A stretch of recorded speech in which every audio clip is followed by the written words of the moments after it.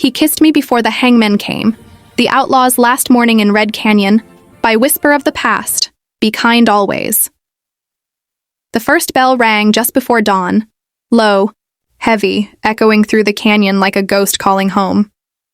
They said the bell of Red Canyon only tolled twice for a man, once when he was born, and once when he died.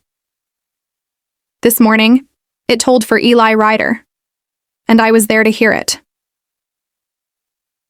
The air was cold enough to sting my lungs, but my hands burned as I held the letter the sheriff had given me the night before. A single line written in Eli's rough handwriting, "Cass, come before sunrise. There's something you need to know." Something in those words, the uneven strokes, the urgency, told me this wasn't just goodbye. It was confession. I walked through the sleeping town, every step echoing too loud on the wooden boards. The gallows loomed ahead, its rope swinging slightly in the early breeze. Folks said the hangman was already here, waiting, sharpening his knife to cut the rope clean. But I wasn't thinking of that. I was thinking of the boy who once carved my name into the canyon wall, who swore he'd never let the world make him small. And now that same boy was about to die in chains. When I entered the jailhouse, Sheriff Clayton sat behind the desk, polishing his star. His jaw was tight, his eyes unreadable. "You've got 10 minutes, he said. "And don't you try anything foolish, Cass." I didn't answer him. I just pushed past and found Eli sitting in the last cell, his wrists bound, his head bowed. When he looked up, my breath caught. His eyes, those wild, stubborn eyes, still burned. "You came," he whispered. "You asked me to." He smiled faintly. "Didn't think you would." I stepped closer to the bars. "Tell me, Eli, what is it you needed to say?" He looked at me for a long moment like he was trying to memorize my face, every scar and freckle. Then he spoke, voice low, trembling but steady. "Cass, I didn't kill that man on the train." My heart stopped. "What?" He leaned closer, whispering through the cold iron. "The job was supposed to be clean. No one gets hurt. But there was someone else there. Someone waiting for us. I saw his face just before the shot rang out, and it wasn't mine that fired." "Who?" I demanded. Eli's jaw clenched. "The sheriff." I froze. Sheriff Clayton.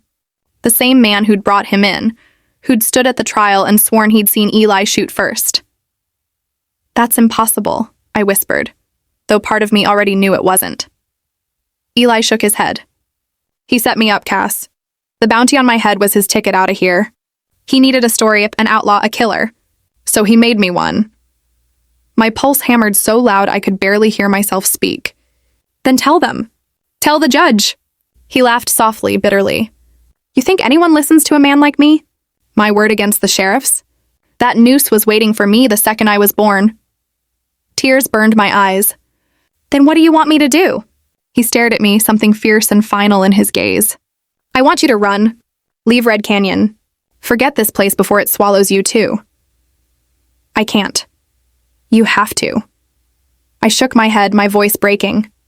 "Not without you." He reached through the bars, his rough hand cupping my face. "Cass, they'll hang me come sunrise, but you still got the sky." Then he leaned in, close enough that his breath brushed my lips and kissed me, slow, desperate, full of everything we never got to say. And when he pulled back, he whispered, "Don't watch." But I did. The crowd filled the square as the sun climbed the cliffs. Sheriff Clayton stood tall beside the hangman, the polished star on his chest gleaming like a curse. Eli was led out in chains, his boots dragging dust behind him. They read his sentence. He said nothing, not until the sheriff stepped forward, rope in hand.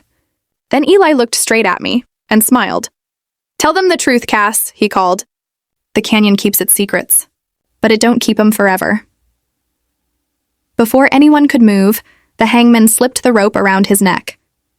The bell rang once, and Eli Ryder, the ghost of Red Canyon, dropped through the floor. 3 days later, Sheriff Clayton left town, said he was taking a promotion in Santa Fe.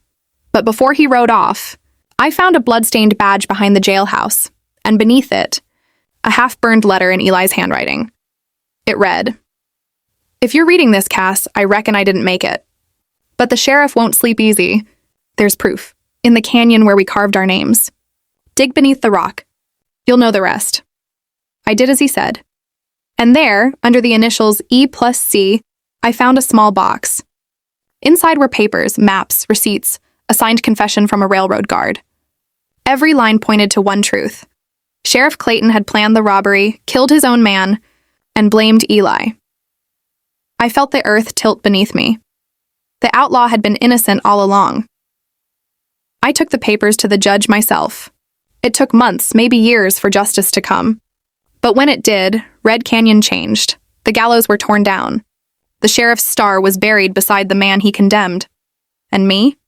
I still go to the canyon at dawn, when the sky burns gold and the wind hums through the cliffs. That's where I hear him, that whisper on the breeze, soft and sure. Told you, Cass, the truth always finds its way home. And every year, when the morning bell rings, I remember his kiss, the last heartbeat before the hangman came. If you felt the chill of Red Canyon tonight, tell me in the comments, what do you think? Was Eli's spirit truly gone, or does he still ride through the canyon winds, guarding the truth he died for? Don't forget to like, subscribe, and ring that bell so you never miss a whisper from the past. This is Whisper of the Past, reminding you, be kind always, for every soul has a story you've yet to understand.